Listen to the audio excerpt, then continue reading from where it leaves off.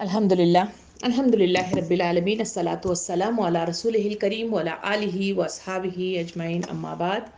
फ़अऊज़ु बिल्लाहि मिनश शैतानिर रजीम बिस्मिल्लाहिर रहमानिर रहीम। शुरू करती हूँ अल्लाह रब्बुल आलमीन के नाम के साथ जो बड़ा मेहरबान और रहम फरमाने वाला है। मोहतरम व मुअज़्ज़िज़ सामीन कराम, अस्सलामु अलैकुम व रहमतुल्लाहि व बरकातुहू। अभी आप तिलावत कलाम पाक समाअत फरमा रहे थे। आइए सूरे अनकबूत की आयत नंबर 48 से आज हम अपना सिलसिला चलाएं। 47 की तफसीलात हमने बड़ी तफसील के साथ इनकार करने वाले कौन लोग हैं जिनको अल्लाह रब्बुल आलमीन काफिर से ताबीर करता है, और एक जो कुफ्र में मुब्तला होते हैं उनकी वईदें क्या हैं, इसकी तमाम तफसीलात हमने पिछली क्लास में बड़ी तफसील के साथ देखी। बात को बढ़ाते हुए आयत नंबर 48 से अल्लाह रब्बुल आलमीन अपनी बात का इजहार यूं करता है। सूरे अनकबूत में तर्जुमा कुछ इस तरह है कि ऐ नबी सल्लल्लाहु अलैहि वसल्लम, तुम इनसे पहले कोई किताब नहीं पढ़ते थे और ना अपने हाथ से लिखते थे। अगर ऐसा होता तो बातिल परस्त लोग शक में पड़ सकते थे। दरअसल एक रोशन निशानियां हैं उन लोगों के लिए, उन लोगों के दिलों में जिन्हें इल्म बख्शा गया है और हमारी आयात का इनकार नहीं करते मगर वो जो जालिम है। ये लोग कहते हैं कि क्यों ना उतारी गई उस शख्स पर निशानियां जिसके रब की तरफ से। कहो निशानियां तो अल्लाह के पास हैं और सिर्फ खबरदार करने वाला हूँ खोल खोल कर। और क्या उन लोगों के लिए निशानी काफी नहीं है कि हमने तुम पर किताब नाजिल की जो इन्हें पढ़कर सुनाई जाती है। दर हकीकत इसमें रहमत है और नसीहत उन लोगों के लिए जो ईमान लाए हैं। ऐ नबी सल्लल्लाहु अलैहि वसल्लम, कहो मेरे और तुम्हारे दरमियान अल्लाह गवाही के लिए काफी है। वो आसमान और जमीन में सब कुछ जानता है। जो लोग बातिल को मानते हैं और अल्लाह से कुफ्र करते हैं वही खसारे में रहने वाले लोग हैं। सामीन कराम, ये है वो तर्जुमा जो आज की तफसील के साथ हम इंशाअल्लाह इस पर तदब्बर करेंगे, गौर व फिक्र करेंगे और इस पर इजहार ख्याल इंशाअल्लाह करेंगे। अल्लाह रब्बुल आलमीन जहां इनकार करने वाले लोगों की बड़ी तफसीलात के साथ जहां इजहार किया, वहां उन लोगों की तरफ इशारा किया जहां नबी करीम सल्लल्लाहु अलैहि वसल्लम को नबूवत से सरफराज करते हुए मक्के की वादी में उन लोगों को जो कुफ्र में मुब्तला थे, जो मुशरिकीन थे, जो बुतों की पूजा किया करते थे और अपने बाप दादा की अंधी तकलीफ पर जमे हुए थे, तो ऐसे वक्त में हिदायत के लिए अल्लाह रब्बुल आलमीन ने रसूल को वहां मबऊस फरमाया और वह आखिरी नबी मोहम्मद सल्लल्लाहु अलैहि वसल्लम थे। जब ऐसे बस्ती में नबी करीम सल्लल्लाहु अलैहि वसल्लम को नबूवत के साथ उतारा गया तो वहां की कैफियत यहाँ इन आयतों के अंदर पहली इसमें बताई गई है। उस वक्त के हालात ये थे जहां लोग मुख्तलिफ तरीके से नबी करीम सल्लल्लाहु अलैहि वसल्लम से जब उन्होंने नबूवत का दावा किया तो उन्होंने एतराज़ात शुरू कर दिए कि आप एक बशर की हैसियत से रखते हैं, हमें तो आप पर कोई भरोसा नहीं है, जबकि आसमान से कोई फरिश्ता उतरना चाहिए था, कोई ऐसे तुम्हारे पीछे कोई फरिश्ते आने चाहिए थे जो हमें बताते हुए चले कि अल्लाह का रसूल है, जबकि तुम एक आम से हमारी तरह खाते पीते हुए इंसान हो, इस वजह से हम तुम्हारी बात मानने के लिए तैयार नहीं है। दूसरी तरफ उन्होंने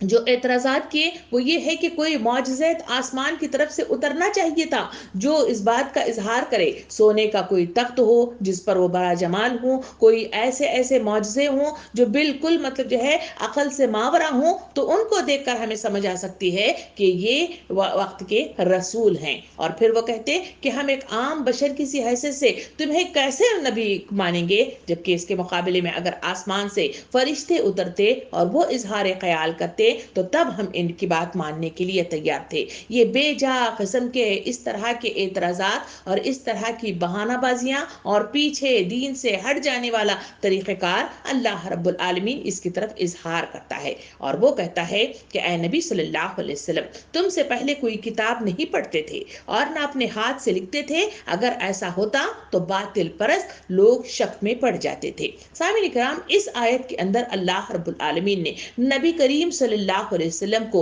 जो मौजज़ात की मांग कर रहे हैं वैसे लोगों को नबी सल्लल्लाहु अलैहि वसल्लम की तरफ से दो किस्म के मौजज़ात की तरफ अल्लाह रब्बुल आलमीन इशारा फरमाता है कि अगर किसी की बसारत है, किसी को सोचने की अकल है और समझने वाली सलाहियत है तो उन लोगों के लिए काफ़ी है। और वो वाक़या बताता है कि नबी करीम सल्लल्लाहु अलैहि वसल्लम की ज़िंदगी तुम खुद तुम्हारे अपने दरमियान में रहकर देख चुके हो। नबी करीम सल्लल्लाहु अलैहि वसल्लम एक ऐसे घराने में और ऐसी जगह جگہ پہ پروان چڑھ چکے تھے جہاں انہوں نے علم حاصل نہیں کیا تھا، اور وہ ایک چرواہے کی حیثیت سے منظر عام پر آئے تھے، تجارت کرتے ہوئے چاچا کے ساتھ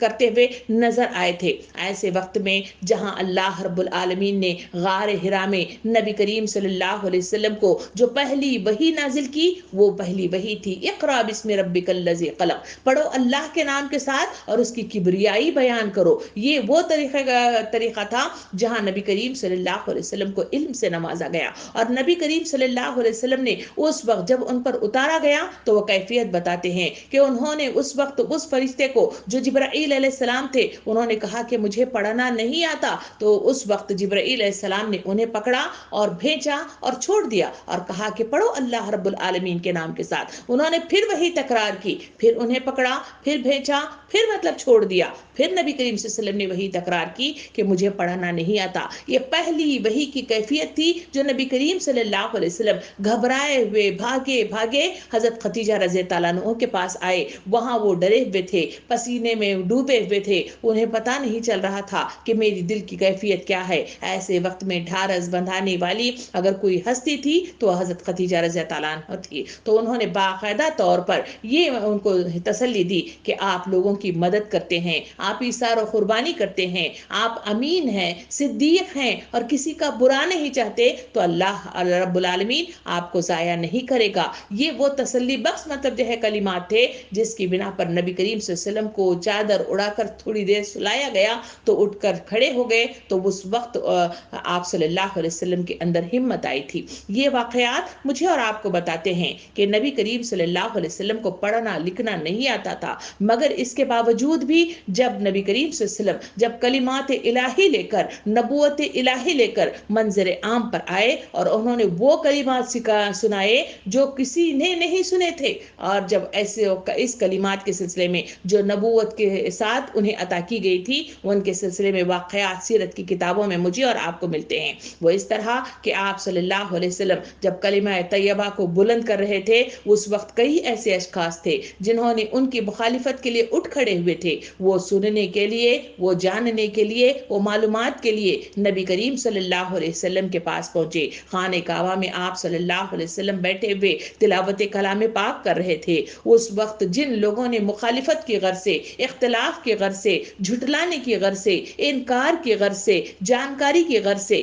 نبی کریم صلی اللہ علیہ وسلم کے پاس آئے تھے، آپ صلی اللہ علیہ وسلم کے اس کلمے کو سن کر انہوں نے پکار کر اٹھے کہ یہ جو کلمات وہ پڑھ رہے ہیں یہ کوئی جادوگری نہیں ہے، یہ کوئی مطلب جو ہے فسانہ نہیں ہے کہ وہ لکھ کر مطلب جو ہے ہمارے سامنے سنا رہے ہوں، بلکہ ایک ایسا ماورا قسم کا ایک ایسا کلام ہے جو واقعتاً اللہ رب العالمین کی طرف سے اتارا گیا ہے۔ نبی کریم صلی اللہ علیہ وسلم کو دیکھ کر اس وقت جب تجارت کے لیے آپ صلی اللہ علیہ وسلم حضرت ابو طالب کے ساتھ سفر پر تھے، اس وقت وہاں ایک عالم سے آپ کی ملاقات ہوئی سی جسے ورقہ بن نوفل کے نام سے جانا گیا۔ تاریخ کے صفحات بتاتے ہیں وہاں انہوں نے نبی کریم صلی اللہ علیہ وسلم کو دیکھ کر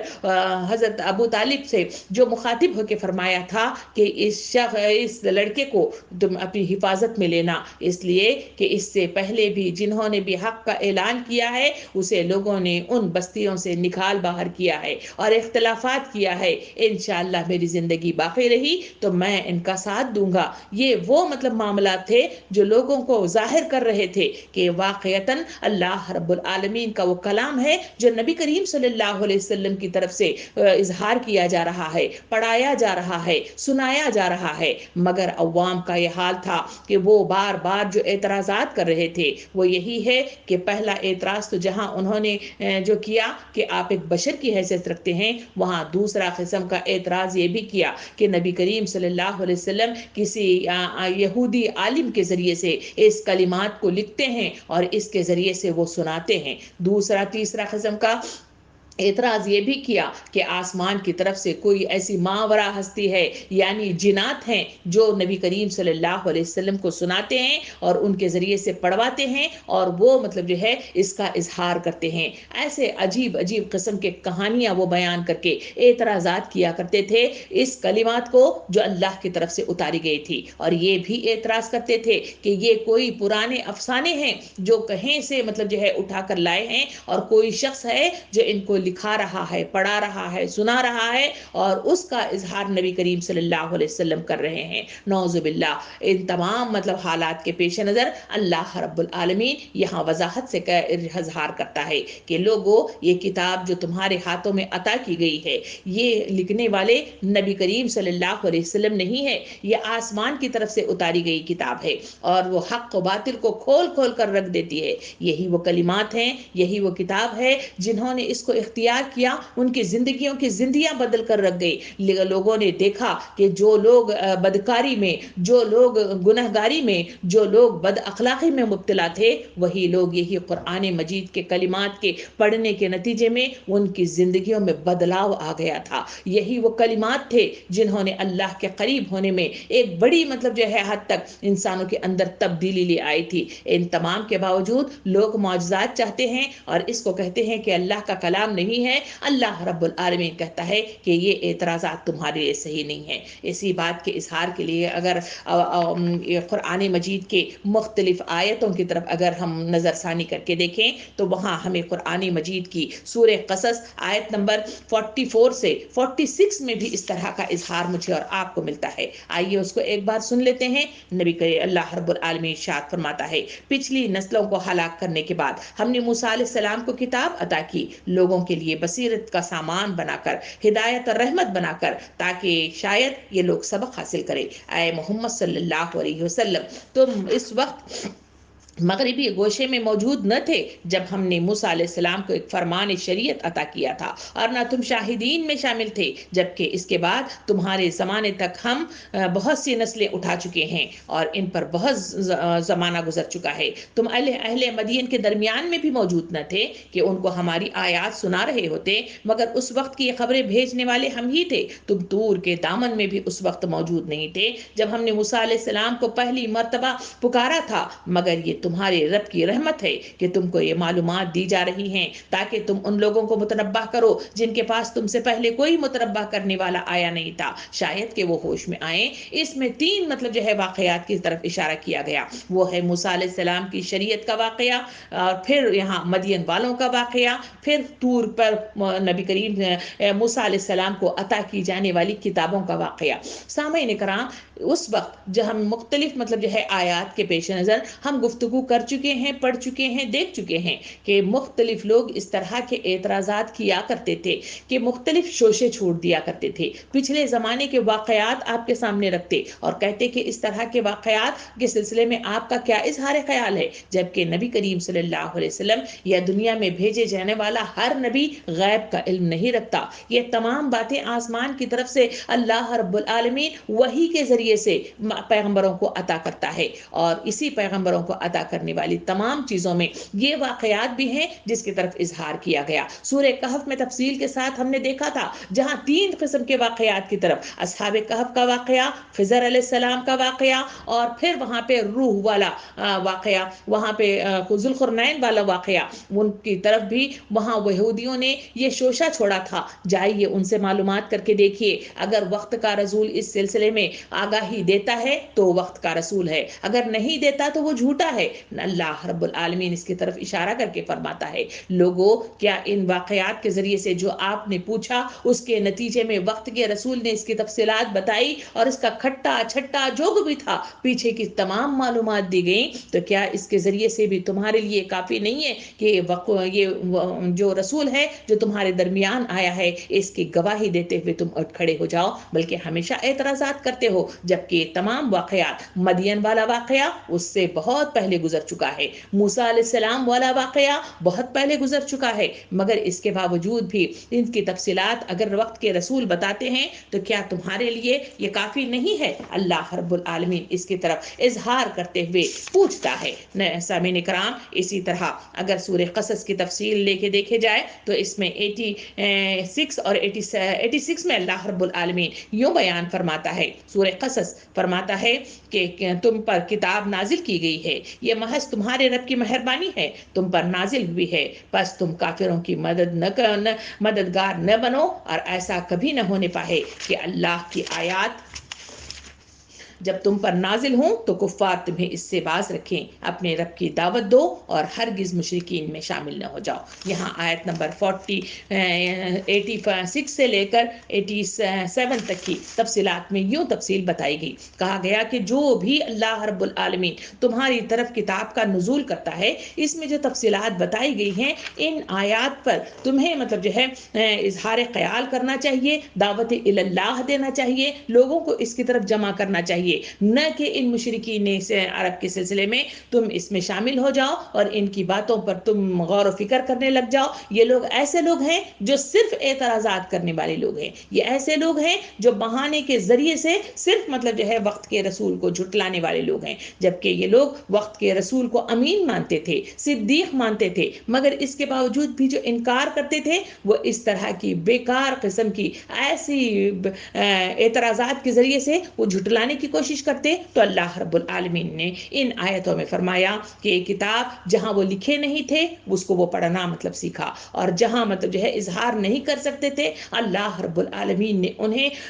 زبان عطا فرمائی جس کے ذریعے سے وہ اظہار خیال کرتے ہیں۔ کیا یہ معجزہ تمہارے لیے کافی نہیں ہے؟ اور یہ قرآن مجید جو تمہارے اپنے ہاتھوں میں موجود ہے، کیا یہ کلام کو دیکھ کر تمہیں اندازہ نہیں ہوتا کہ اللہ کی طرف سے اتاری گئی ہوئی کتاب ہے؟ مگر اس کے باوجود بھی تم اعتراضات کرتے ہو تو پھر تم ظالم ہو۔ یہ کہتے ہوئے بات بڑھاتے ہوئے اللہ رب العالمین ارشاد فرماتا ہے، دراصل ایک روشن نشانیاں ہیں ان لوگوں کے دلوں میں جنہیں علم بخشا گیا ہے۔ کہا گیا کہ یہ نشانیاں ہیں جس کو دیکھ کر، جس کو پرکھ کر جو لوگ قریب آنا چاہتے ہیں اس پر لبیک کہتے ہوئے آتے ہیں۔ ہم نے تاریخ کے صفحات میں دیکھ لیا کہ جہاں نبی کریم صلی اللہ علیہ وسلم نے اس کلمات کو ادا کیا، لوگوں نے اس پر آمنا و صدقنا کے مصداق میں اس پر لبیک کہتے ہوئے، شہادت دیتے ہوئے مسلمان ہوتے ہوئے دار اسلام میں داخل ہوئے۔ حضرت عمر رضی اللہ عنہ کی مثال ہمارے سامنے آتی ہے، جو اتنے اختلافات کے ساتھ وقت کے رسول کو نعوذ باللہ قتل کرنے کے لیے نکلے تھے، وہاں اسی کلمے کو، یعنی یہی کلام پاک تھا،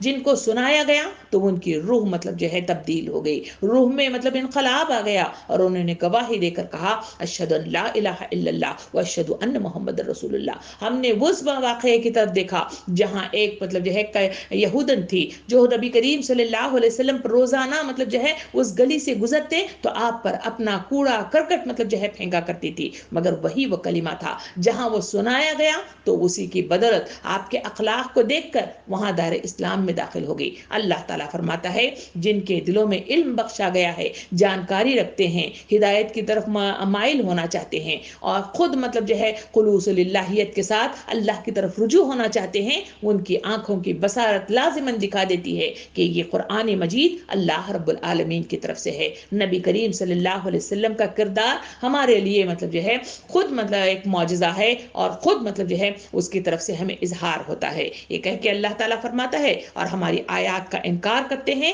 مگر وہ جو ظالم ہیں۔ ظلم کرنا یعنی جانتے بوجھتے ہوئے اس حق کی غفلت میں ڈوب جانا، یا پھر لاپرواہی کرنا، یا مختلف اعتراضات کے ذریعے سے پیچھے ہٹنے کی کوشش کرنا، ٹال مٹول کرنا، یہ تمام ظلم میں شامل ہے۔ اللہ تعالیٰ فرماتا ہے جن لوگوں کو اللہ رب العالمین نے ہدایت سے مامور کیا ہے انہیں ان آنکھوں سے دیکھنا چاہیے، اور جب ہدایت ملنے لگے تو اس وقت اگر زبردستی کوئی مطلب جو ہے اختلاف کرتا ہے تو وہ ظالم ہے۔ ہم نے نبی اس وقت ابراہیم علیہ السلام کے اس واقعے کی طرف ذرا نظر ثانی کر کے دیکھے جہاں حضرت ابراہیم علیہ السلام نے ان بتوں کو توڑ کر اس وقت کے نمرود کو اور وہاں موجود مطلب جو ہے کفر میں ملوث اس قوم کو انہوں نے مخاطب ہو کے فرمایا تھا کہ اس کو مارنے والا یعنی تمام کے گلے کاٹنے والا یہ بڑا مطلب جو ہے دیوتا ہے۔ اس وقت ان کی آنکھیں کھل گئی تھی، اس وقت انہیں معلوم ہو گیا تھا کہ یہ مطلب جو ہے بے جان سے بت ہیں، مٹی سے بنے ہوئے بت ہیں، یہ کچھ نہیں کر سکتے، نہ کچھ کھا سکتے ہیں، نہ کچھ پی سکتے ہیں، نہ کچھ فیصلہ کر سکتے ہیں، اور نہ ہی اس طرح کا کوئی کام کر سکتے ہیں، یہ تو ہمارے ہی بتراشے ہوئے بت ہیں۔ مگر اس کے باوجود بھی ان کی عقلوں پر انا نے مطلب جو ہے اپنا گھیراؤ کر لیا، ان کی عقلوں پر انہوں نے اپنی مطلب جو ہے اس انکاریت کا اور اپنی مطلب اپنے غرور کا چھا گیا، تو اسی کے نتیجے میں انہوں نے انکار حق کرنا گوارا کیا، اور اسی کے نتیجے میں حضرت ابراہیم علیہ السلام کو انہوں نے لاؤ تیار کرتے ہوئے آگ میں پھینکنے کا فیصلہ کیا۔ اللہ تعالیٰ فرماتا ہے کہ یہ ظالم لوگ ہیں، وہ لوگ جو ہماری آیات کا انکار انکار کرتے ہیں، جانتے بوجھتے حق ان کے سامنے آنے کے باوجود اس سے انکار کرتے ہیں، روح گردانی کرتے ہیں، پیچھے ہٹتے ہیں، ٹال مٹول کرتے ہیں اور زبردستی مطلب جو ہے اپنے باپ داداؤں کی اندھی تخلیق کرتے ہوئے بدعات میں مبتلا ہو جاتے ہیں، اللہ تعالیٰ فرماتا ہے کہ وہ ظالم ہیں، انہیں عقل دی گئی، عقل سے سوچتے نہیں ہیں، انہیں معلومات دیے گئے، وہ معلومات سے وہ ماورا ہیں۔ تو ایسے لوگوں کے لیے اللہ رب العالمین ظلم سے مطلب تعبیر کرتا ہے۔ یہ کہہ کے اللہ تعالیٰ فرماتا ہے، یہ لوگ کہتے ہیں کہ کیوں نہ اتاری گئی اس شخص پر نشانیاں، ان رب کی طرف سے کہو نشانیاں تو اللہ کے پاس ہیں اور میں صرف خبردار کرنے والا ہوں کھول کھول کر۔ یعنی وہی اعتراض جو ابھی آپ کے سامنے اظہار کر چکی ہوں کہ وہاں انہوں نے نبی کریم صلی اللہ علیہ وسلم سے بے جا قسم کے جو اعتراضات کرنے لگے، کہے کہ آسمان سے کوئی فرشتہ اترتا، آسمان سے کوئی مطلب جو ہے آ کر ہمیں بتا دیتا اور کوئی فرشتہ اتر کر ہی مطلب جو ہے ہمارے لیے نبی کا کام کرتا تو ہم اس بات کی مانتے، آپ تو ایک ہماری طرح کھاتے پیتے بشر ہیں۔ اللہ تعالیٰ فرماتا ہے کہ ان کے لیے نشانیاں تو مطلب جو ہے اسی میں ہے، نبی کریم صلی اللہ علیہ وسلم کا جو کام ہے وہ تمہارے درمیان رہتے ہوئے، تمہاری سائیکالوجی کو جانتے ہوئے وہ تمہارے درمیان حق کا کلمہ لے کر آیا ہے اور تمہارے دلوں کو موہ لینے والا انداز، نرم والا انداز اختیار کرتے ہوئے اللہ کا کلام تم تک پہنچاتا ہے۔ کیا یہ نشانی تمہارے لیے کافی نہیں ہے؟ یہ کہہ کے اللہ تعالیٰ فرماتا ہے، اور کیا ان لوگوں کے لیے نشانی کافی نہیں ہے کہ ہم نے تم پر کتاب نازل کی جو انہیں پڑھ کر سنائی جاتی ہے؟ یہ قرآن مجید ایک معجزہ ہے، یہ قرآن مجید خود اپنے اندر لوگوں کی آنکھوں کو کھولنے کے لیے مطلب کافی ہے، جو اس کو پڑھتے ہیں آج بھی اور اس وقت کے دور میں بھی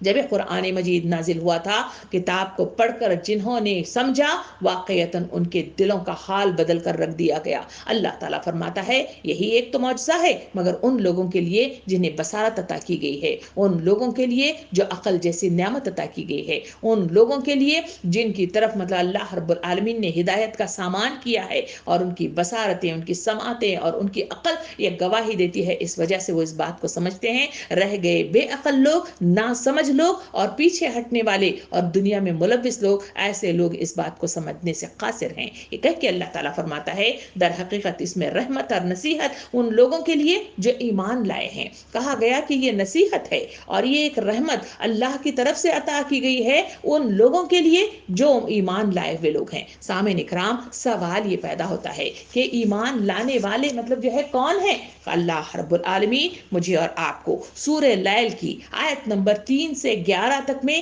ایمان کی کیفیت کیا ہے اور کون ایمان لانے والے لوگ ہیں اس کی تفصیل یوں بتاتا ہے۔ آئیے ترجمہ پڑھ کے دیکھیں۔ اللہ تعالیٰ فرماتا ہے، جس نے نر اور مادہ کو پیدا کیا، در حقیقت تم لوگوں کی کوشش مختلف قسم کی ہے، جس نے راہ خدا میں مال دیا اور خدا کی نافرمانی سے پرہیز کیا، بھلائی کو سچ مانا اور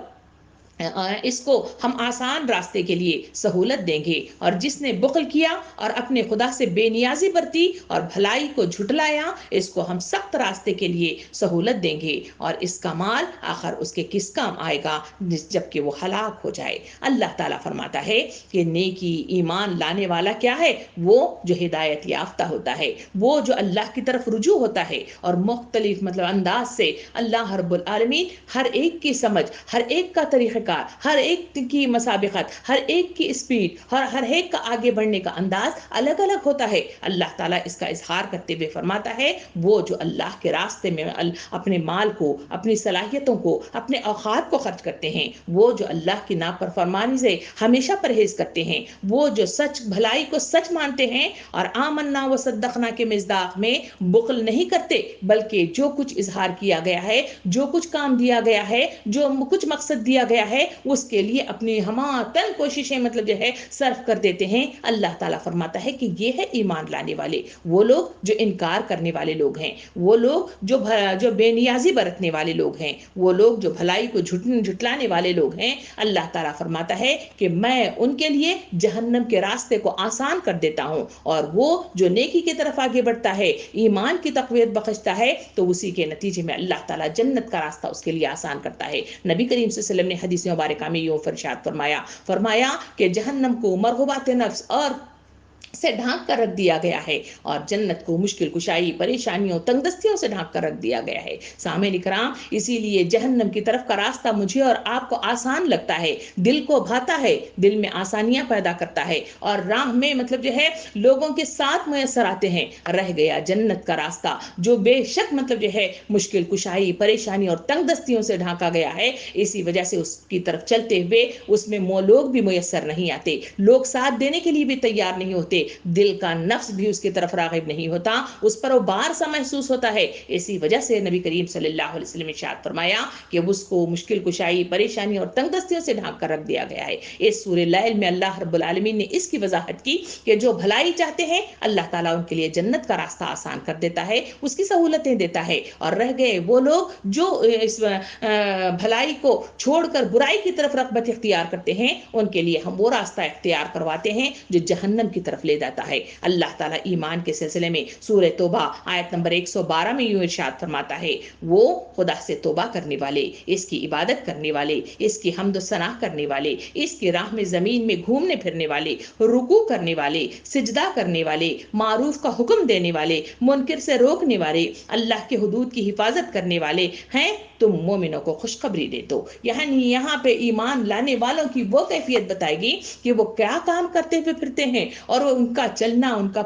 پھرنا، ان کا بیٹھنا، ان کا اٹھنا، ان کی جدوجہد کس سلسلے میں ہوتی ہے، اس کی ایک ایک کرتے ہوئے ساری چیزوں کو گنوایا اللہ رب العالمین نے کہ دیکھو یہ وہ حرکتیں ہوتی ہیں جو مومنین کہلاتی ہیں، ایسے لوگوں ہی کے لیے جنتیں ہیں، اور ایسے لوگوں ہی کے لیے بشارتیں ہیں، اور ایسے لوگوں کے لیے ہی اللہ رب العالمین نے ہدایت دیا ہے، اور ایسے لوگوں کے دل ہی ہیں اور ذہن ہیں جو اللہ رب العالمین کھول دیتا ہے۔ سامعین کرام، اللہ رب العالمین اس آیت میں وضاحت کے ساتھ فرمایا، در حقیقت رحمت اور نصیحت ان لوگوں کے لیے جو ایمان لاتے ہیں۔ اگر یہ نصیحت اور رحمت حاصل کرنا چاہتے ہیں تو جو ابھی ہم نے سورہ توبہ کی آیت نمبر 112 میں مطلب جو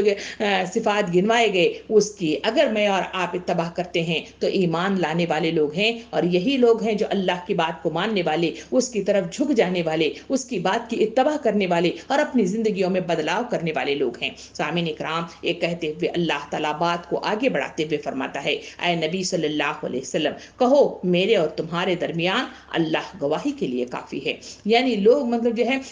مختلف طریقے سے جو اعتراضات کر رہے ہیں، اللہ رب العالمین نبی کریم صلی اللہ علیہ وسلم کو اور ان کے ذریعے سے امت مسلمہ کو جو ایمان پر قائم ہے ان کے لیے ڈھارس اور تسلی دیتا ہے کہ تمہیں پریشان ہونے کی ضرورت نہیں ہے، بلکہ اللہ رب العالمین کی گواہی، اللہ رب العالمین کی مطلب جو ہے مان جانا اور تمہاری طرف نظر عنایت کا ڈال دینا اور تمہارے لیے رحمت کا سایہ کر دینا، یہ تمہارے لیے کافی ہے۔ جہاں اللہ رب العالمین تمہارے لیے ساتھی بن جائے، ساجی بن جائے، تمہاری بات مطلب جو ہے وہ قبول کرنے والا بن جائے، تو کسی کی مطلب جو ہے اس کو ضرورت نہیں ہے، کیونکہ دنیا میں جتنے لوگ ہیں وہ پیچھے رہ جانے والے لوگ ہیں، جتنی چیزیں ہیں وہ پیچھے رہ جانے والے لوگ ہیں۔ اللہ کی گواہی کافی ہے اور وہی تمہاری اس گواہی کو قبول کرنے والا ہے۔ جہاں اللہ راضی ہو گیا وہاں سب کچھ راضی ہو گیا۔ اس حدیث مبارکہ کی طرف دیکھیں جہاں نبی کریم صلی اللہ علیہ وسلم نے کتنی پیاری مطلب جو ہے باتیں بتائیں۔ کہا گیا کہ جو لوگ اللہ کا ذکر کرنے والے لوگ ہیں، اللہ ان کی محفلوں پر آسمان سے فرشتے جو آسمان پہ موجود ہیں وہ ذکر کے نتیجے میں بھاگے ہوئے اس پر مطلب جو ہے وارد ہوتے ہیں اور وہاں وہ کلمات کو سنتے ہیں۔ اس محفلوں کا ذکر کرتے ہوئے نبی کریم صلی اللہ علیہ وسلم نے ارشاد فرمایا کہ جب محفل برخاست ہو جاتی ہے تو بھاگے وقت کے اپنے خدا کے اس کام کے لیے جہاں انہیں سونپا گیا ہے واپس چلے جاتے ہیں۔ وہاں اللہ رب العالمین ان سے پوچھتا ہے کہ تم کہاں چلے گئے تھے؟ وہ کہتے ہیں کہ ایک ایسی نگری میں جہاں تیرے بندے تیرا ذکر کرتے ہیں۔ تو اللہ تعالیٰ پوچھے گا کیا وہ لوگوں نے میری مطلب جو ہے مجھے جان لیا ہے؟ تو اللہ تعالیٰ وہ پوچھیں گے ہاں تمہیں جان لیا ہے۔ کیا انہوں نے جنت کو دیکھا ہے؟ کہیں گے کہ نہیں دیکھا۔ اگر وہ دیکھتے تو ان کا کیا مطلب کا خیال ہو، ان کا کیا انداز ہوتا؟ اس وقت وہ کہیں گے کہ اللہ وہ اور بھی مطلب جو ہے اس میں مشقت کرتے اور بھی محنت کرتے۔ اور پھر اللہ تعالیٰ فرمائے گا کیا انہوں نے میرے غضب کو دیکھا؟ تو انہوں نے کہا، اللہ تعالیٰ فرمائے گا اللہ کے وہ فرشتے پکار کے کہیں گے کہ نہیں، انہوں نے تیرے غضب کو نہیں دیکھا ہے، اگر وہ غضب کو دیکھ لیتے تو وہ بندے تھے جو میرا ذکر کر رہے ہیں ان کا انداز کیا ہوتا، تو پکار کے کہیں گے کہ وہ پھرتے سے ڈر جاتے اور بھی مطلب تیری طرف رجوع ہوتے اور اپنی اصلاح کرنے کی کوشش کرتے، جہنم سے بچنے کی کوشش کرتے. تو اللہ تعالیٰ فرمائے گا کہ میں نے ان کو بخش دیا، جاؤ ان کو اطلاع دے دو، ان کے لیے خوشخبری ہے. یہ بھی اعلان کیا گیا ایک اور حدیث مبارکہ میں، اللہ رب العالمین اظہار کرے گا کہ میں ان سے محبت کرتا ہوں، تم بھی ان سے محبت کرو. اس وقت جبرائیل علیہ السلام ان کی بات کو سنیں گے اور آ کر تمام فرشتوں سے پکار کر کہیں گے کہ لوگوں، اللہ رب العالمین ان بندوں سے محبت کرتا ہے، میں بھی اس سے محبت کرتا ہوں، تم بھی اس سے محبت کرو. فرشتے پکار کے کہیں گے کہ ہم بھی مطلب جو ہے ان سے محبت کریں گے. جب یہ پکاریں گے تو زمین کا ہر ذرہ، نباتات، جمادات، ساری اس آواز کو سنیں گے، سارے اس سے محبت کریں گے اور اسی کے نتیجے میں ہر چاہنے والے اس کو میسر آ جائیں گے. یہ ہے وہ انداز کریمہ جو اللہ رب العالمین جس کو پسند کر لیتا ہے اس کے لیے راہوں کو اس طرح استوار کرتا ہے. یہاں اللہ تعالیٰ فرماتا ہے کہ جو لوگ، میری گواہی تمہارے لیے کافی ہے کہ جو لوگ اس بات کے لیے ایمان لے آئیں اور اس بات پر اکتفا کر لیں اور اس بات پر جم جائیں اور اس گستاخی میں مطلب جو ہے جدوجہد کرتے رہیں، تو یقین جانو کہ میری گواہی تمہارے لیے اس دنیا میں بھی اور اس دنیا سے اٹھائے جانے کے بعد میدان حشر میں بھی تمہارے لیے کوئی پریشانی کی بات نہیں ہے، کوئی غم کی بات نہیں ہے. بے شک پریشانیاں، تنگ دستیاں، رکاوٹیں ضرور آئیں گی، مگر تمہارے لیے اللہ کافی ہے. سامعین اکرام، یہ کہتے ہوئے اللہ تعالیٰ بات کو بڑھاتے ہوئے فرماتا ہے وہ آسمان اور زمین میں سب کچھ جانتا ہے، کیونکہ وہ ایسا آقا ہے، وہ ایسی ہستی ہے، ہر چھپی ہوئی پردوں میں چھپی ہوئی ہر چیز کو جانتا ہے، غیب کا علم رکھتا ہے کہ کون سی چیز کب کہاں مطلب جو ہے اتاری جائے، کب کس کی مدد کی جائے، کب کس کی مراد کو برلایا جائے اور کس کی ضرورتوں کی تکمیل کی جائے اور کس کو کیا ضرورت ہے. کیونکہ اسے اونگ نہیں آتی، وہ سوتا نہیں ہے، بلکہ ہمہ وقت مطلب جو ہے وہ تمام اس نگری کو دیکھتا رہتا ہے. اللہ تعالیٰ فرماتا ہے کہ زمین اور آسمان کو جاننے والا وہی اللہ ہے. کبریائی والی آیات کا اظہار کرتے ہوئے انسانوں کے ذہن کو بنانے کی کوشش کی گئی ہے، لوگوں اس آقا کے آگے بھروسہ کرو، اس آقا پر جم جاؤ اور اس آقا کی بتائی ہوئی تعلیمات کے آگے سربسجود ہو جاؤ. اسی میں تمہاری بھلائی ہے، اسی میں تمہاری اونچائی ہے، اسی میں تمہاری ترقی ہے اور اسی میں تمہاری راہ نجات ہے. ورنہ اگر تم یہ نہ کرو گے، اس کے بعد کی آیت میں اللہ تعالیٰ کنٹینیو اس بات کو کرتے ہوئے یوں فرماتا ہے، جو لوگ باطل کو جان مانتے ہیں اور خدا سے کفر کرتے ہیں وہی خسارے میں رہنے والے لوگ ہیں. اللہ رب العالمین بڑے ہی کھول کھول کر بات کو میرے اور آپ کے سامنے لاتا ہے. اللہ تعالیٰ فرماتا ہے جو لوگ باطل کو مانتے ہیں، باطل وہ تمام چیزیں جسے اللہ رب العالمین ناپسند فرماتا ہے، وہ تمام چیزیں جس سے اللہ کا غضب ٹوٹ پڑتا ہے، وہ تمام چیزیں جس پر عذابات کا نزول ہو گیا، وہ تمام چیزیں جو جہنم کی طرف رہنمائی کرتے ہیں، وہ ساری باطل چیزیں ہیں جس کا اختیار کرنا اللہ تعالیٰ فرماتا ہے کہ تمہارے لیے خسارہ ہے. اور جو کفر کرتے ہیں، انکار کرتے ہیں، نافرمانیاں کرتے ہیں، سرکشی کرتے ہیں، غداریاں کرتے ہیں، حرام خوریاں کرتے ہیں اور اس کے پیچھے مطلب لاپرواہی کے ساتھ اللہ رب العالمین کے احکام و ہدایات اور نصیحتوں سے پیچھے ہٹنے کی کوشش کرتے ہیں، اللہ تعالیٰ ارشاد فرماتا ہے کہ وہی ہے جو خسارے میں رہنے والے لوگ ہیں. سامعین اکرام، خسارہ کیا ہے؟ خسارہ نقصان ہے. خسارہ کیا ہے؟ کہ اپنا جمع پونجی کا ختم ہو جانا ہے. خسارہ کیا ہے؟ کہ آدمی مطلب جو ہے سب کچھ مطلب جو ہے کوششیں کر جائے مگر ایک جھٹکے کے ساتھ وہ بالکل خالی ہو کر کھڑا ہو جائے یا ناکام ہو جائے، انسکسیسفل ہو جائے، اس کو کہتے ہیں خسارہ. خسارہ اس دنیا کا بھی ہم نے دیکھا کہ جہاں مال کی مطلب جو ہے چھن جاتا ہے، مال میں کمی آتے ہے، نوکریوں کا چھٹ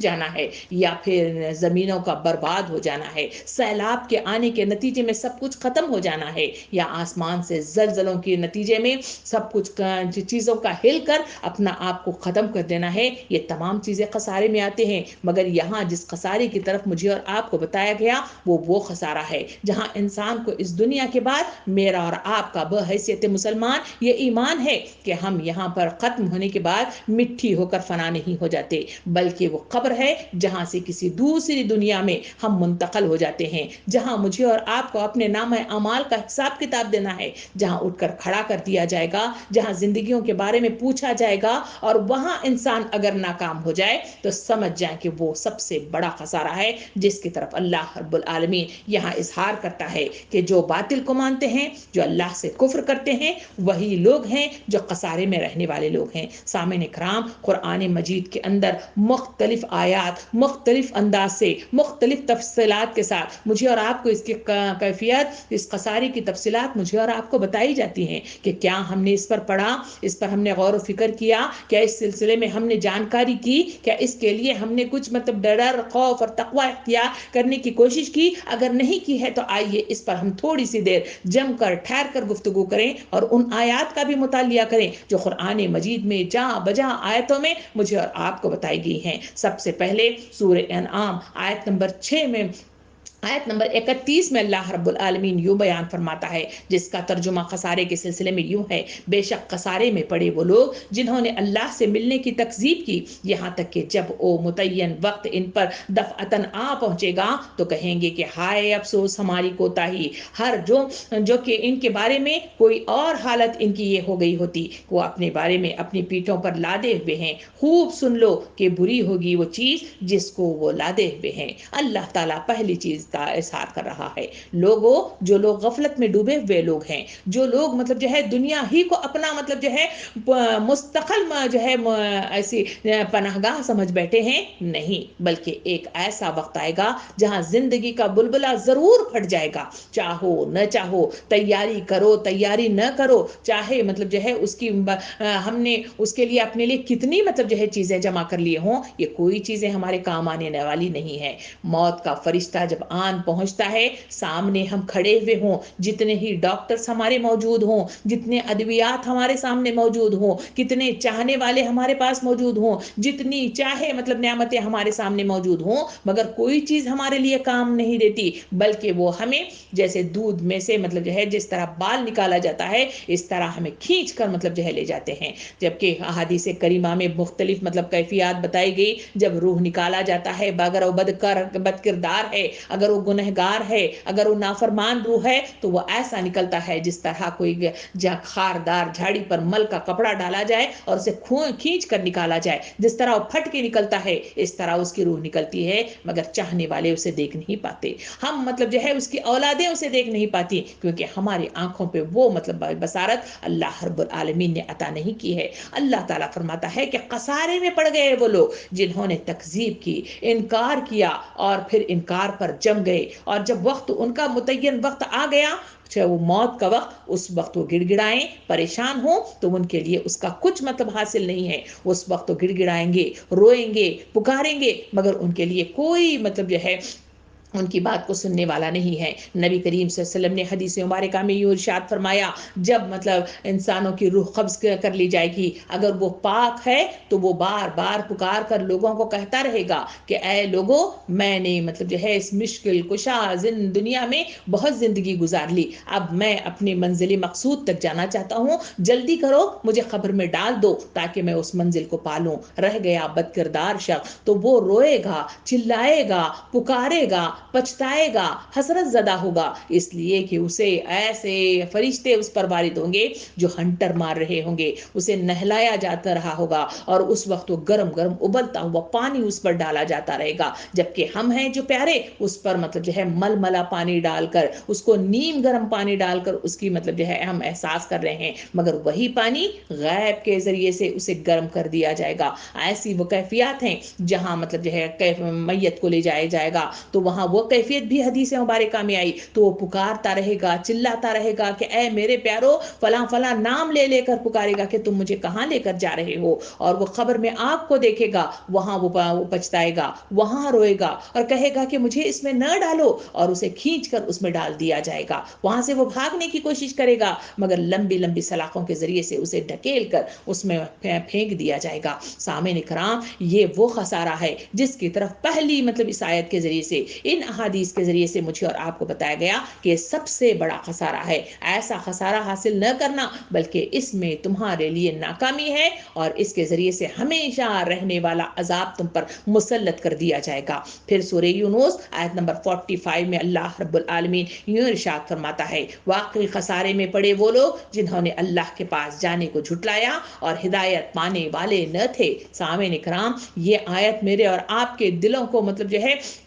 ٹھونک کر کہہ رہی ہے کہ کیا کبھی ہم نے اپنی زندگیوں میں کبھی سوچا کہ میں اور آپ جو ہے واپس لوٹ کر اللہ رب العالمین کے پاس جانے والے ہیں؟ وقت کے رسول کا جو ہے کیفیت مجھے اور آپ کو سیرت کے ذریعے سے معلوم ہوتی ہے کہ وقت کے رسول ہر چاند کو مخاطب ہو کے کہتے کہ یہ میرا آخری چاند ہے، پھر میں اس کو دیکھ پاؤں گا یا نہیں دیکھ پاؤں گا۔ سورج کو دیکھتے تو کہتے کہ پتہ نہیں میں تجھے دوبارہ پھر طلوع ہوتا ہوا دیکھ پاؤں گا یا نہیں دیکھ پاؤں گا۔ ہر نماز کو یہ سوچ کر پڑھا کرتے کہ اس نماز کے بعد میری دوسری نماز ادا ہوگی یا نہیں ہوگی۔ مگر میری اور آپ کی زندگی کا جائزہ لے کر دیکھیں، مرنے والے سارے لوگ ہوں گے، مرنے والے سارے بیمار لوگ ہوں گے، مرنے والے سارے بوڑھے لوگ ہوں گے، مرنے والے سارے دنیا والے لوگ ہوں گے، مگر اپنی زندگی کے سلسلے میں یہ ہم اپنے آپ کو گارنٹی دیتے رہتے ہیں کہ ہم تو ابھی نہیں مریں گے، ہم تو ہمیشہ رہیں گے۔ یہ وہ کیفیت ہے جس کی طرف اللہ تعالیٰ فرماتا ہے کہ یہ خسارے میں رہنے والے لوگ ہیں۔ جو لوگ مرنے کو یاد کرتے ہیں، جسے نبی کریم صلی اللہ علیہ وسلم نے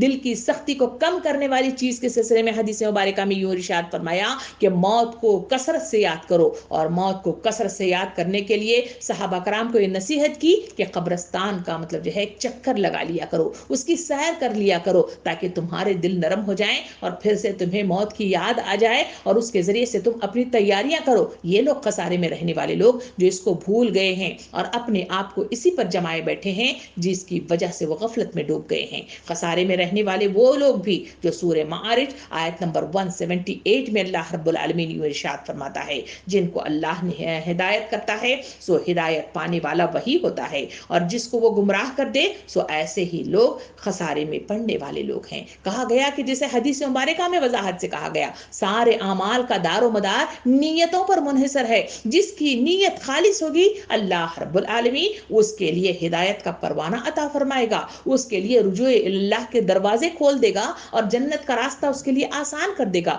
جن کی نیتوں میں اخلاص نہیں ہے، اللہ کی طرف جانے والے قدم نہیں ہے، نہ رجوع ہونے والا احساس ہے، تو اللہ تعالیٰ فرماتا ہے ایسے لوگ ہی ہیں جو خسارے میں پڑنے والے لوگ ہیں، جسے اللہ رب العالمین گمراہی میں مبتلا کر دیتا ہے۔ جہاں راستے گم ہو جائیں تو لازماً چیز ہے کہ وہ شخص لازماً خسارہ اٹھائے گا اور دور جو ہے پھینک دیا جائے گا۔ پھر اس خسارے کے سلسلے میں سورہ کہف آیت نمبر 3 میں یوں ارشاد فرمایا گیا، کہہ دیجئے اگر تم کہو تو میں تمہیں بتاؤں کہ بے اعتبار اعمال سب سے زیادہ خسارے میں کون ہے؟ کہا گیا کہ وہ تمام اعمال جس پر اعتبار نہیں کیا جا سکتا، جس پر اللہ رب العالمین راضی نہیں ہوتا، جس کے اسے منظوری عطا نہیں ہوتی، جس سے اللہ رب العالمین خوش نہیں ہوتا، وہ تمام اعمال دنیا کے اندر اگر ہم کرتے بھی جائیں وہ سارے اعمال اس کے لیے ضائع ہو جائیں گے اور وہ خسارے میں انسان ڈوب جائے گا۔ نبی کریم صلی اللہ علیہ وسلم نے حدیث مبارکہ میں یوں ارشاد فرمایا، کیا تمہیں معلوم ہے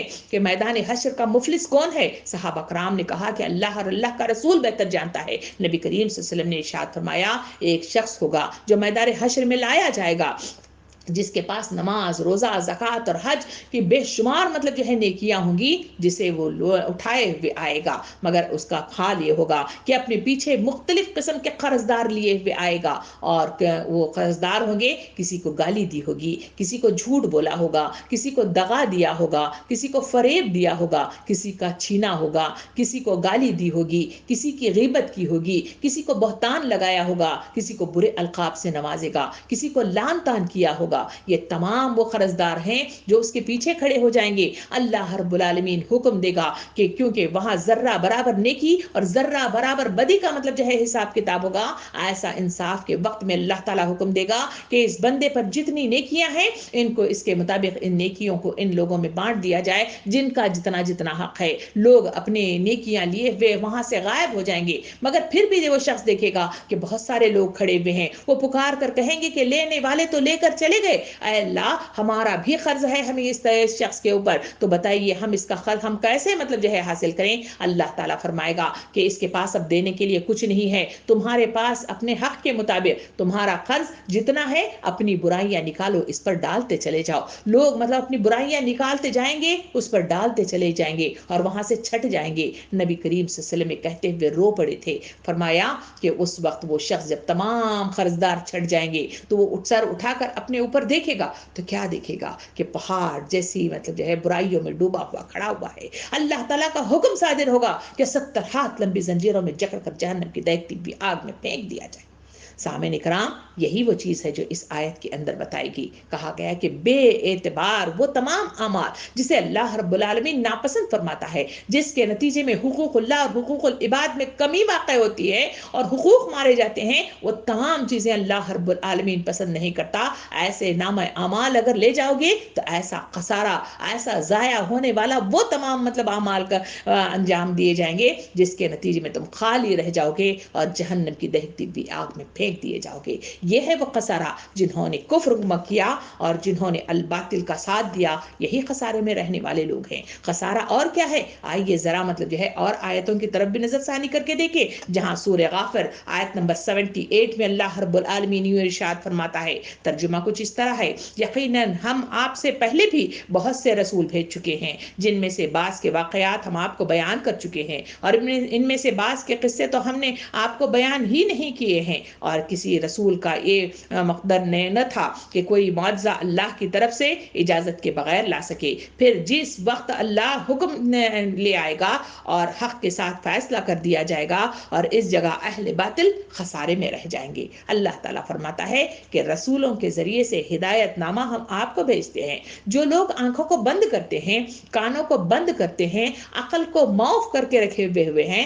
تو اللہ تعالیٰ فرماتا ہے کہ ایسے لوگ جو ان واقعات کے ذریعے سے آنکھیں نہیں کھولتے، ان کلام الہی کے ذریعے سے اپنے دل کو منور نہیں کرتے، اپنے راہ راست کا مطلب جو ہے صراط مستقیم پہ چلنے والا راستہ مطلب جو ہے آسان نہیں کرتے، اللہ رب العالمین ارشاد فرماتا ہے کہ ایسے لوگ ہیں جو خسارے میں رہنے والے لوگ ہیں، نقصان اٹھانے والے لوگ ہیں، تڑپنے والے لوگ ہیں، بھیک مانگتے ہوئے کھڑے رہیں گے کہ اے اللہ ہمیں واپس بھیج دے، ہم پھر سے نیک اچھے کام کر کے آئیں گے، جبکہ اے اللہ مجھے آپ کو معلوم ہے کہ زندگی ایک بار ہی عطا ہوتی ہے اور ایک بار ہی کیے جانے والے اعمال کو اللہ تعالیٰ قبول کرتا ہے، اور وہ مقررہ وقت میں جو زندگی عطا کی گئی ہے اسی میں کیے جانے والے اعمال کو ہی اللہ تعالیٰ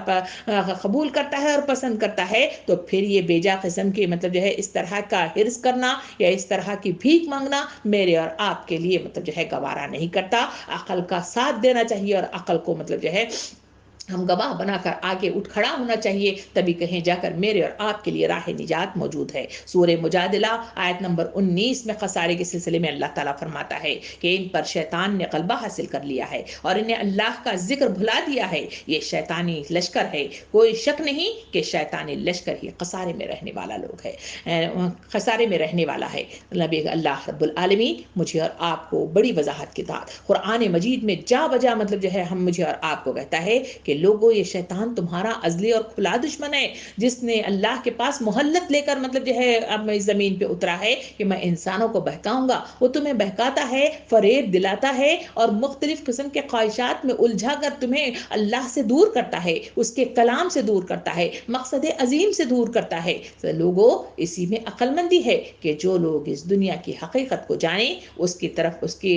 شیطان کی بہکاوے سے دور ہو جائیں اور جو مقصد عظیم ہے اس کے مطابق زندگیاں گزارے، وہی کامیاب ہونے والے لوگ ہیں۔ ورنہ نقصان اٹھانے والے لوگ بے شک بے شمار لوگ دعائیں کر لیں ان کے لیے کوئی فائدہ نہیں دیتا، بے شک مختلف لوگ اگر سفارش کے لیے جائیں کوئی سفارش ان کے لیے قبول نہیں ہوتی۔ قرآن میں کہا گیا کہ اگر ایک شخص صرف اپنے آپ کو بچانے کے لیے ایک دنیا یعنی 3 حصے سمندر 1 حصے زمین ملا کر اگر وہ سونا چاندی ہیرے جواہرات کے ڈھیر لے کر اللہ رب العالمین کو عطا کر کے اپنے آپ کے لیے مطلب جو ہے بچاؤ کا سامان کرنا چاہتا ہے تو وہاں وہ بچ نہیں سکے گا۔ قرآن مجید میں مزید یہ بھی بتایا گیا کہ اگر کوئی شخص، صرف ایک شخص،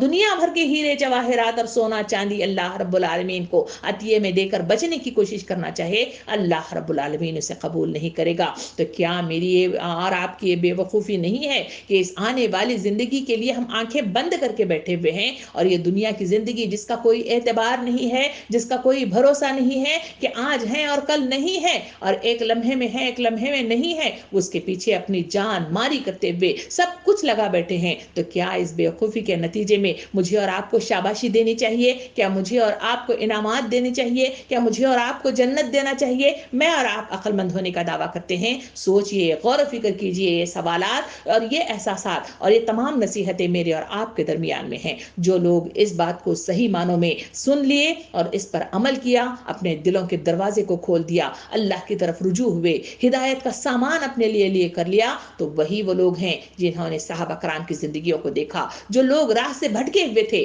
انہوں نے اپنی زندگیوں کو بدلا کر جنہیں جنت کی بشارتیں عطا کی گئی۔ وہ لوگ تھے جو گناہوں میں ملوث تھے، ویسے لوگوں نے اپنے آپ کو بدل کر نیکی کے راستے کی طرف لگا دیا، تو تبھی کہیں جا کر جنت کی بشارتیں ملی۔ ہمارے لیے بھی وہ سامان موجود ہے، ہمارے لیے بھی وہ راہ نجات موجود ہے، مگر شرط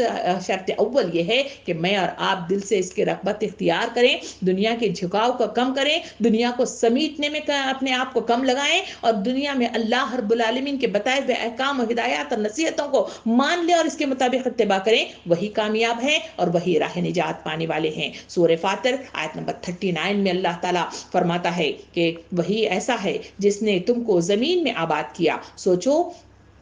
جو شخص کفر کرے گا اور اس کفر کا وبال اس پر آن پڑے گا، اور کافروں کے لیے اس کا کفر ان کے پروردگار کے نزدیک ناراضگی ہی بڑھانے کا باعث ہوتا ہے، اور کافروں کے لیے ان کا کفر خسارہ ہی بڑھانے کا باعث ہوتا ہے۔ سامعین کرام، کفر صرف مطلب جو ہے اللہ سے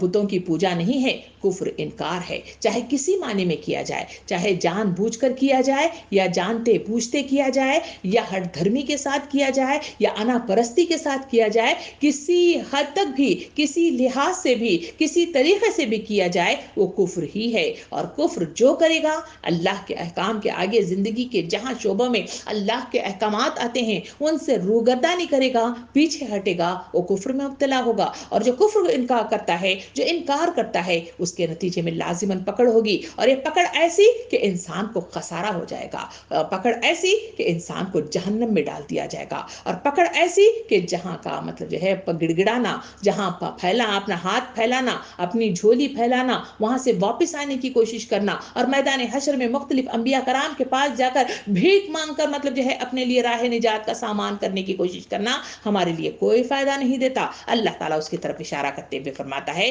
کہ یہ ہے وہ خسارہ۔ اسی وجہ سے سورہ والعصر کے سلسلے میں آتا ہے کہ والعصر ایسا تھا کہ جو صحابہ کرام کا معمول تھا کہ وہ آپس میں ملتے تو والعصر ایک دوسرے کو سنایا کرتے تھے۔ یہ سنانا کیا ہے؟ تفصیلات مجھے اور آپ کو معلوم ہوتی ہیں کہ والعصر میں 5 چیزیں مطلب جو ہے بتائی گئی ہیں، اور خسارے میں رہنے والے لوگ کون ہیں اور خسارے سے بچنے والے کون لوگ ہیں، والعصر مجھے اور آپ کو بتاتی ہے۔ کیا یہ سورہ میں اور آپ نمازوں میں نہیں پڑھتے؟ کیا اس کا بار بار اعادہ نہیں کرتے؟ اگر نہیں کرتے ہیں تو اس کو کرنا چاہیے۔ آئیے اس کا ترجمہ سن لیں کہ یہ کون سے مطلب کلمات تھے جو صحابہ کرام جہاں ملاقات ہوتی وہ ایک دوسرے کو مومن کا آئینہ ہے اس مصداق میں اسے سنایا کرتے تھے۔ نہ اللہ تعالیٰ یوں ارشاد فرماتا ہے والعصر میں، زمانے کی قسم، انسان در حقیقت بڑے خسارے میں ہے سوائے ان لوگوں کے جو ایمان لائے، نیک عمل کیے، ایک دوسرے کو حق کی نصیحت کی اور صبر کی تلقین کی۔ کہا گیا کہ سب سے پہلے خسارے میں ہر انسان خسارے میں ہے،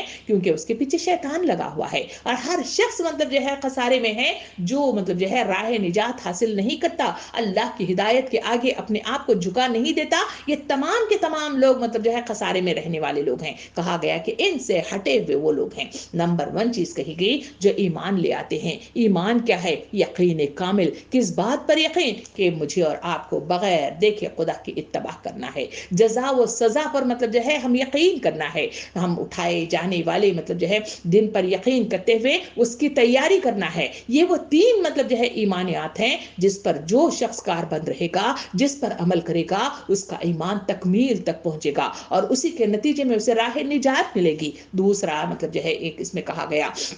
کہ خسارے سے بچنے والا وہ شخص ہے جو اپنے اعمال کو سیدھا کرے گا، جس کے اندر ایمان کی کیفیت پیدا ہوگی، ان 3 چیزوں پر وہ کاربند ہو جائے گا تو ظاہری بات ہے اس کے اعمال مطلب جو ہے سدھار ہو جائیں گے۔ وہ واقعہ مجھے اور آپ کو مطلب جو ہے بار بار ہر وقت سنایا جاتا ہے، ہم یاد بھی رکھتے ہیں، بچوں کو بھی سناتے ہیں، مگر کبھی غور و فکر نہیں کیا۔ آئیے اس کو دیکھیں جہاں حضرت عمر رضی اللہ عنہ خلیفۃ المؤمنین ہیں اور وہاں وہ گھومتے ہوئے گشت لگاتے ہوئے رات کو مطلب گشت لگا رہے ہیں، وہاں ایک لڑکی جو اس کی ماں مطلب جو ہے مخاطب ہو کے کہہ رہی ہے کہ بیٹی اس میں دودھ میں پانی ملا دو۔ اس وقت خلیفہ کا حکم ہے کہ پانی نہ ملایا جائے دودھ میں، مگر اس وقت وہ دیکھ نہیں رہے ہیں، بلکہ تم اس میں بیٹی تو اس میں پانی ملا دو۔ اس وقت وہ ایمانیات ہے جس پر یہ اکار بند ہو تو ان کی تبدیلیاں ایسی آتی ہیں۔ جو بیٹی نے مخاطب ہو کے فرمایا امی جان اس وقت خلیفۃ المؤمنین تو یہاں دیکھ نہیں رہے ہیں، مگر ایک ہستی ہے جو ساری کائنات کو دیکھ رہی ہے، تو میں اس کے دیکھتے ہوئے کیسے مطلب جو ہے دودھ میں پانی ملاؤں گی۔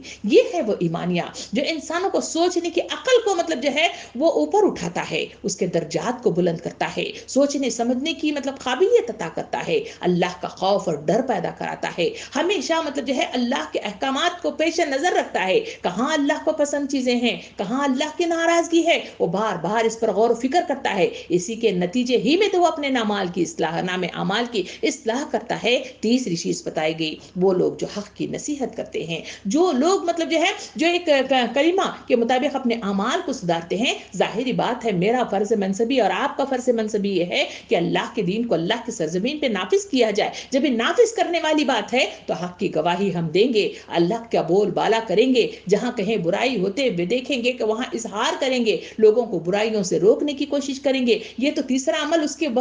مطابق خود بخود آ جائے گا۔ اور چوتھی چیز اس میں بتائی گئی کہ وہ لوگ ہیں جو صبر کرتے ہیں۔ ظاہری بات ہے یہ کام جہاں ہم نے یہ شہادت گہ الفت میں قدم رکھنا ہے، لوگ آسان سمجھتے ہیں مسلمان ہونا۔ سامعین کرام مسلمان ہونا کوئی آسان بات نہیں ہے، اس پر مسلمان ہونے کے لیے یہی قرآن مجید کی اتباع ہے، اس کی اطاعت ہے، اس کے مطابق کار بند ہو جانا ہے، اس کے مطابق جد و جہد کرنا ہے، اسی کے نتیجے ہی میں تو ہمارے حالات ٹھیک ہوں گے، اسی کے نتیجے میں بشارتیں ملے گی، اسی کے نتیجے میں اللہ کے قریب ہوں گے، اسی کے نتیجے میں رحمت کا ہاتھ میرے اور آپ پر آئے گا، اور اسی کے نتیجے میں جنت میں جانے والا مطلب جو ہے راستہ میرے اور آپ کے لیے ہموار ہوتا چلا جائے گا۔ اسی وجہ سے تو صحابہ کرام اس والعصر کو سنا کرتے تھے۔ سامعین کرام اس خسارے سے بچنے کی میں اور آپ کوششیں کرنا ہوگا، اس خسارے سے میں اور آپ مطلب جو ہے مستفی اس سے دور ہٹ کر اس سے مطلب جو ہے اپنے لیے مطلب جو ہے راہ نجات نکالنے کی کوشش کرنا ہوگا، ورنہ یہ خسارہ مجھے اور آپ کو لے کر ڈوب جائے گا، وہاں کا پچھتانا، وہاں کا گڑ گڑانا میرے اور آپ کے کچھ کام نہیں آئے گا۔ اللہ رب العالمین کے رسول صلی اللہ علیہ وسلم نے احادیث مبارکہ میں یوں ارشاد فرمایا حضور صلی اللہ علیہ وسلم نے کہ جو لوگ دنیا میں زیادہ مال و دولت جمع کیے ہوئے ہیں قیامت کے دن وہی خسارے میں ہوں گے، سوائے ان کے جنہیں اللہ رب العالمین نے مال دیا ہو اور انہوں نے اسے دائیں بائیں آگے پیچھے خرچ کیا ہو، اسے بھلے کاموں میں لگایا ہو، وہی مطلب جو ہے اس خسارے سے بچنے والے لوگ ہیں۔ سامعین کرام کتنی اچھی بات بتائی گئی، یہ دنیا جس کو سمیٹ کر مال کی شکل میں اور آپ جمع کرتے ہیں، یہ مال انسانوں کو فتنے میں مبتلا کرتا ہے، یہ مال انسانوں کو گمراہی کی طرف لے جاتا ہے، یہ مال انسانوں کو اسراف میں مبتلا کر دیتا ہے، یہ مال انسانوں کو غرور و تکبر کے ساتھ انکار حق پر جمنے جو ہے معمور کرتا ہے۔ ایسے مال کے سلسلے میں کہا گیا وہ مال جو انسانوں کو مطلب جو ہے سانپ بن کر جس کے اوپر بیٹھ جاتے ہیں حلب مزید کی صدا کے ساتھ، اور سورہ تکاثر میں کہا گیا کہ زیادہ سے زیادہ مال حاصل کرنے کی دن نے تمہیں لبے گور تک پہنچا دیا ہے، کہا گیا کہ ایسا مال تمہارے لیے نقصان دہ ہے اور خسارے والا ہے۔ رہ گیا وہ مال جو خرچ کرنے والے لوگ ہیں، جو اللہ کے بندوں کو دینے والے لوگ ہیں، ایسے لوگ کامیاب ہونے والے ہیں۔ نبی کریم صلی اللہ علیہ وسلم نے ارشاد فرمایا دو نعمتیں ایسی ہیں جس کے بارے میں بہت سے لوگ خسارے میں ہیں، اور نمبر 1 صحت، نمبر 2 فراغت۔ کہا گیا کہ دو بڑی نعمتیں ہیں۔ کبھی آپ اور میں نے غور کر کے دیکھا کہ صحت کتنی بڑی نعمت ہے، جن کو صحت مطلب جو ہے چھین لی گئی ہو، جن کو بس بستر مرگ پر پڑا رہنا ہو، جن کو چلنے پھرنے کی سکت نہ آ رہی ہو، جن کو بولنے والی زبان مطلب چھین لی گئی ہو، کبھی ان پر ہم نے غور کر کے دیکھا؟ اگر نہیں دیکھا تو ہاسپٹل کا چکر لگانا چاہیے، وہاں جا کر دیکھنا چاہیے، یہ کتنی بڑی نعمتیں ہیں جو اللہ رب العالمین نے صحت کی شکل میں مجھے اور آپ کو دی ہیں۔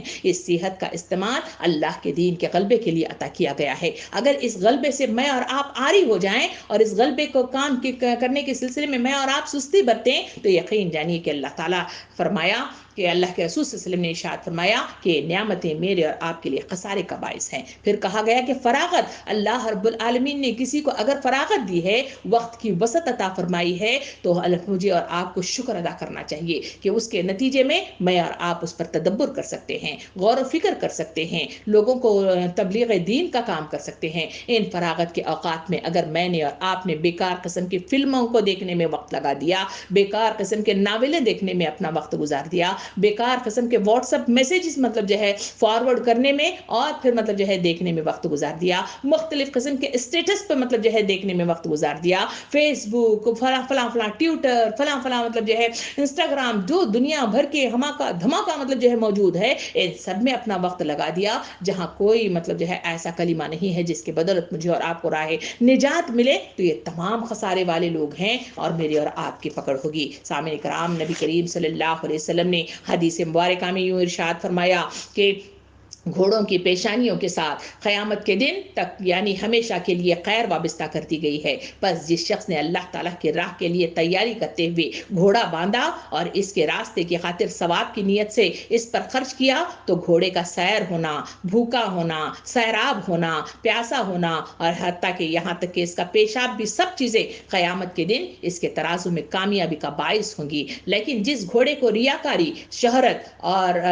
اتراہٹ کے لیے پالا، تو اس کی سیر ہونے، بھوکا رہنے، سیراب ہونے، پیاسا رہنے اور اس کا لید اور اس کا پیشاب، یہ سب چیزیں بھی قیامت کے دن اس کے ترازو میں خسارے کا باعث ہوں گی۔ سامعین کرام، یہ حدیث مبارکہ مجھے اور آپ کو کہتی ہے، جہاں گھوڑے کا تذکرہ کیا گیا، زندگی کی طرف اشارہ کرتے ہوئے اللہ کے رسول نے وہی فرمایا کہ جو لوگ اس دنیا کو سمیٹنے والی کیفیت میں اپنی تمام چیزیں اسی غرض کے لیے لگاتے ہیں کہ وہ اللہ کے دین کے غلبے کے لیے کھڑے ہو جائیں، تو ان کی ہر ادا، ان کی ہر تڑپ اللہ رب العالمین ترازو میں بلندی کا باعث ہوگی۔ اور وہ لوگ جو اتراہٹ کے لیے، جو ریاکاری کے لیے اور جو شہرت کے لیے ان تمام چیزوں کو جمع کرتے ہیں، یہ تمام دنیا کی چیزیں اس کے لیے ملیا میٹ کر دی جائیں گی، اس کے لیے سارے ضائع کر دی جائیں گے اور پھر اس کے ہاتھ کچھ نہیں آئے گا۔ سامعین کرام، یہ ہے وہ خسارہ جس کی طرف سورہ عنکبوت آیت نمبر 52 میں بڑی تفصیل کے ساتھ یوں ارشاد کیا گیا، جو لوگ باطل کو مانتے ہیں، اللہ سے کفر کرتے ہیں، وہی خسارے میں رہنے والے لوگ ہیں۔ آج کی آیات مجھے اور آپ کو پکار کر کہہ رہی ہے، وقت کا رسول ہمارے درمیان بے شک موجود نہیں ہے، مگر ان کی تعلیمات اور ان کی سیرت میرے اور آپ کے لیے نمونے کی حیثیت سے موجود ہے۔ ان کی اتباع کرنا، اس کے آگے جھک جانا، اس کے مطابق اپنی زندگیوں کو استوار کرنا، اسی میں کامیابی ہے۔ اور رہ گئے وہ لوگ جو ان نصیحتوں پر ایمان نہیں لے آتے، ایمان کو تقویت نہیں دیتے، اس پر استغفار کے ذریعے سے اللہ کے پاس جیتا جاگتا ضمیر اور ایمان کی کیفیت نہیں مانگتے، تقوی نہیں مانگتے، ویسے لوگ خسارے میں رہنے والے لوگ ہیں۔ جو لوگ کفر کریں گے، جو لوگ بھلائی سے دور ہو جائیں گے، جو اللہ سے انکار کریں گے، وہی لوگ بہت دور نکل جائیں گے، خسارے میں رہ جائیں گے۔ سامعین کرام، پتہ نہیں کون سا وقت ہے جب مجھے اور آپ کو بلاوے کے لیے آسمان سے فرشتوں کو بھیج دیا جائے، اور میرے اور آپ کے جانے کا کون سا وقت ہے مجھے اور آپ کو نہیں معلوم۔ اگر میں اور آپ روتے دھوتے گھسیٹتے ہوئے ہنٹر مار کر اگر لے جانے والے روحوں میں اگر شامل ہو جائیں، تو کیا میرا اور آپ کا یہ زندگی میرے اور آپ کے لیے کیا اچھی ہے؟ کیا میرے اور آپ کے لیے راہ نجات ہے؟ کیا اس کے لیے صرف دعائیں کرنے کے نتیجے میں جنت میں داخلہ ہو سکتا ہے؟ سوچئے، میں بھی عقل مند ہوں، آپ بھی عقل مند ہیں۔ تھوڑا سا وقت لے کر احتساب ضرور کیجئے، محاسبہ ضرور کیجئے، اپنی زندگیوں کا جائزہ لیجئے۔ وہی حدیث کو ہمیشہ یاد رکھیے، اپنا حساب لو اس سے پہلے کہ تمہارا حساب لیا جائے۔ نماز میری اور آپ کی پڑھی جا چکی تھی، اذان دی جا چکی تھی، نماز پڑھنا باقی ہے۔ کب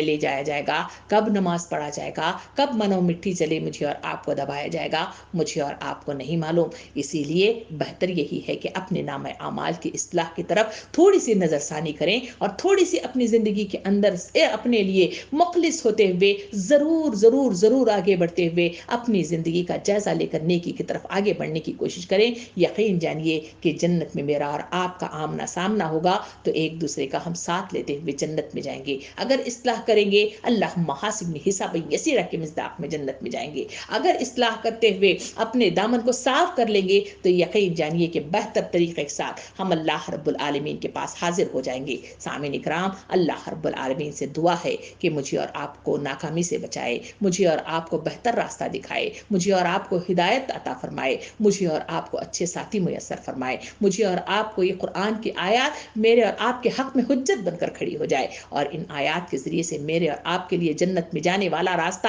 آسان کر دے، میرے اور آپ کے دلوں کو بدل کر رکھ دے، اور میرے اور آپ کے لیے اس قبر کی کارکوٹری میں نور لے جانے والے، بہتر سامان لے جانے والے، اور سیدھے ہاتھ کی کھڑکی کھولنے والے اعمال لے جانے والے بنائے، ایمان کی موت نصیب کرے، ایمان سے اس دنیا سے رخصت ہونے والے بنائے۔ آمین۔ وآخر الدعوانا ان الحمد للہ رب العالمین۔